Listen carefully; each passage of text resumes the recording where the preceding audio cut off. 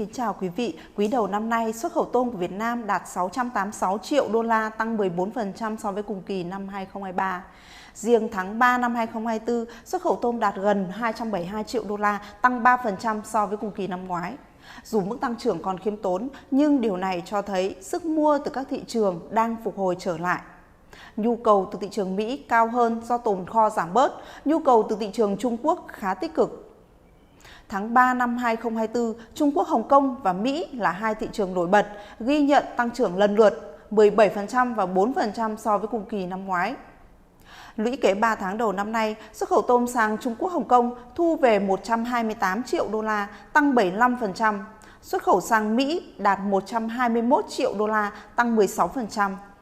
Xuất khẩu sang Nhật Bản, Hàn Quốc và EU trong quý đầu năm nay vẫn ghi nhận giảm từ 2 đến 14% so với cùng kỳ. Đáng chú ý, trong quý đầu năm, hoạt động xuất khẩu tôm của Việt Nam khá sôi động sang một số thị trường nhỏ hơn như Canada, Đan Mạch, Anh, Đài Loan, Nga với mức tăng trưởng từ 17 đến 224% so với cùng kỳ. Quý đầu năm nay, giá tôm xuất khẩu sang Mỹ, Anh, Hàn Quốc có xu hướng tăng. Trung Quốc, Hồng Kông, Nhật Bản và Mỹ là top 3 thị trường nhập khẩu tôm sú lớn nhất của Việt Nam. Trong khi Mỹ, Nhật Bản và Trung Quốc, Hồng Kông là top các thị trường nhập khẩu tôm chân trắng lớn nhất. Giá tôm nguyên liệu cũng tăng so với mức thấp hồi cuối năm ngoái. Một phần nguyên nhân là do nguồn cung sụt giảm, các nhà máy chế biến tăng nhu cầu thu mua để đáp ứng các đơn hàng. Dịch bệnh trên tôm nuôi xuất hiện nhiều, trong khi thời gian trước đó giá tôm giảm sâu, người nuôi giảm thả nuôi do lợi nhuận không đảm bảo.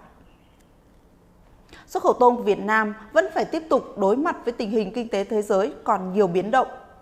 Căng thẳng Biển Đỏ khiến cho giá cước vận tải biển tăng. Tôm Việt Nam tiếp tục phải cạnh tranh mạnh với tôm Ecuador, Ấn Độ về giá và nguồn cung.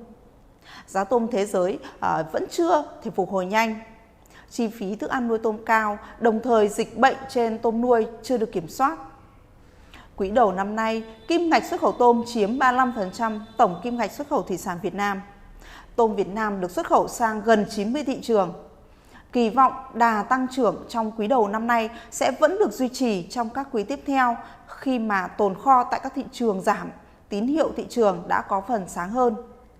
Đặc biệt là kể từ đầu năm đến nay, các hội chợ đã diễn ra như Fooddex ở Nhật Bản, triển lãm thủy sản Bắc Mỹ và hội chợ thủy sản toàn cầu Barcelona sẽ giúp cho các doanh nghiệp tìm ra chiến lược phát triển để vượt khó và tiếp tục tăng trưởng doanh thu trong quý 2 năm 2024. Xin cảm ơn quý vị đã chú ý theo dõi.